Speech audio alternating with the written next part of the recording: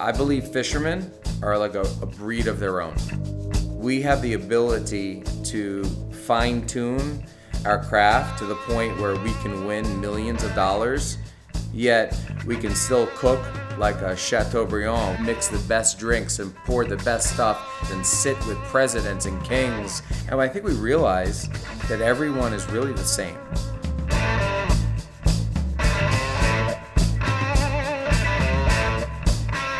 Honestly, I never look at us on top. I think that's what keeps me hungry. Like, as much as I hear it and I see it and people give you the accolades, 3-time World Sailfish Champion, top winning team in all of South Florida, 120 podium appearances, $500,000 World Sailfish Championship, $4 million in fishing tournaments, a couple $1 million alone just in Key West. So second place dailies, third place dailies, winner take all in a category, equated with dynasty teams. But I'm still like, I still got a lot to learn. The knot I made the other day, I didn't like it. I stretched the hook out, the knot didn't look good, the sailfish came off. I don't know what's going on, and when it's said and done, I love it. I love it.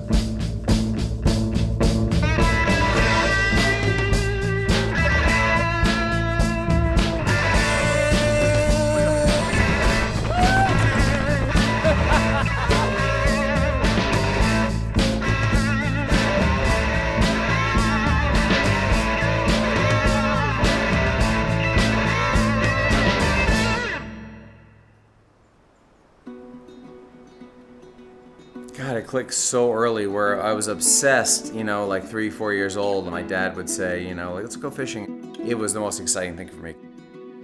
I didn't even know what I was doing, cleaning stuff and getting hooks ready, leaders ready, putting new line on, cleaning the rods, oiling the guides, and by the next morning, he'd get in the car and he'd be like, oh my God, you got everything ready? I'm like, yep. And we'd sit there and, have our cereal in the dark at 4 o'clock in the morning in upstate New York and jump in the car, drive for 2 hours to get somewhere. Even the Hudson River, we used to catch stripers right off of the Statue of Liberty. It was pretty cool upbringing. At 10 years old, my dad said, hey, Miami Beach, let's go on vacation. Caught a hammerhead shark and a sailfish at age 10, and I was like, I don't know, but I think I just got my life trajectory. I was like, Dad, can we keep the shark? He's like, Peter, how much is it? I was like, $500 for a mount. I'm like, please. And my dad's blue collar, so for him to do that was a really big deal. And then we caught a sailfish like the next day, and it was the same thing. And so I have a shark from when I was 10 and a sailfish from when I was 10 in this house. And that's really what kind of got me going. I'm like, I have to go to college in Florida and Miami, and my buddy happened to have a boat. Before class, he's like, meet us at 4 a.m. Nasty, go out there, 10-foot seas, like to the point where you thought you were gonna die for sure. You're like, well, it's a pretty good way to go, I guess. I was always, trying to please my dad, but once he passed, I was like, okay, now it's time to really chase my passion. And slowly but surely, we got to a point where it was like, okay, we're gonna take us to the next level, which was the tournament series. If you're gonna win any tournament, you gotta come down and win the World Sailfish Championship. We started traveling on our own dime, and we were spending everything we had to get to these locations where we could catch fish and make videos. And then we started the tournament circuit, and we had a lot of success. But we can tell you who to keep an eye on. The team aboard Get Lit. When you fish with a group of guys that has the same goal and vibe really well, it was a fine-tuned, well-oiled machine. You got 1 on, there's 2 on, there's 3 on, double, triple, there he is on the left, there he is on the right, back up, spin, watch the kites, don't tangle, Peter go under him, here's a 4th one, there's a 5th one, retain the leader, call it in, take the video. Nobody screams. It gives you chills.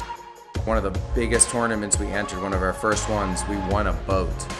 That's how it kind of started. We started winning tournaments, and over our career, we proceeded to win the World Sailfish Championship in 2003, 2007, 2009. We wound up winning probably close to $4 million in fishing tournaments, and we were, kind of deemed the top sailfish team, billfish team in South Florida history. Get lit! It's a weird juxtaposition. I feel like we did it all, yet I feel like I still want to learn, and I still want to work harder than ever to take it to the next level. I'm Peter Miller, father, professional fisherman, and your host. To get to the show part was like thousands of days worth of planning and thinking. We're really doing it because we're doing everything we love. From 3 years to 52 years on the same way. I'm like, did you see what we caught? So it's come with me the whole way. And when something like that is so like embedded in your DNA and everything you have, it just feels so natural. I want to enjoy what I'm doing going into my later years, you know. Right now, I'm doing exactly that. I feel like I'm working harder now than I ever have, and I want to continue on this pace until, definitely into my 60s. Do you ever have down days? I calm down. I try to calm down by fishing when I'm not fishing, if that makes any sense. I tournament fish, I competitively fish, I fish for fun, and then I come home and then I bass fish just to relax. So basically, I'd say 90% of my life is fishing. And sometimes you just gotta take a deep breath, which I don't know how to do. That's something I really need to learn how to do. I think I need to do yoga or like Pilates or breathing exercises or maybe drink tea. As of now, I haven't done any of that. So maybe at 53, I'll try some of that. With what's going on through my life, with the accolades and the shows and everything happening, it's been an amazing ride, more than I ever expected. It's come with a lot of hard work, much more hard work than I ever dreamt. But you know, one of the most rewarding things to me, honestly, is like being with the kids, to kind of sit and talk with them and go, you know, what's going on with you? And that's something I wasn't able to do years ago because I was so focused on succeeding. Forget work, forget shows, forget anything else. Those moments to me are the most special. I think when you get older, you realize that making a difference in society really means a lot. You know, when you're younger, you're like, I gotta get mine. You go, go, go, go, go. And then one day you're like, okay, I gotta get back.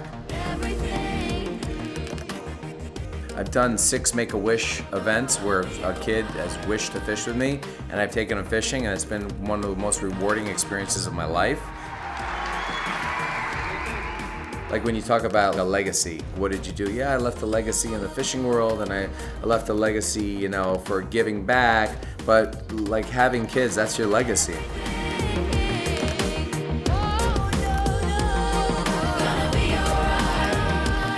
All I know is that I feel like I'm still learning, I'm still growing, and I think that's part of, you know, what drives me.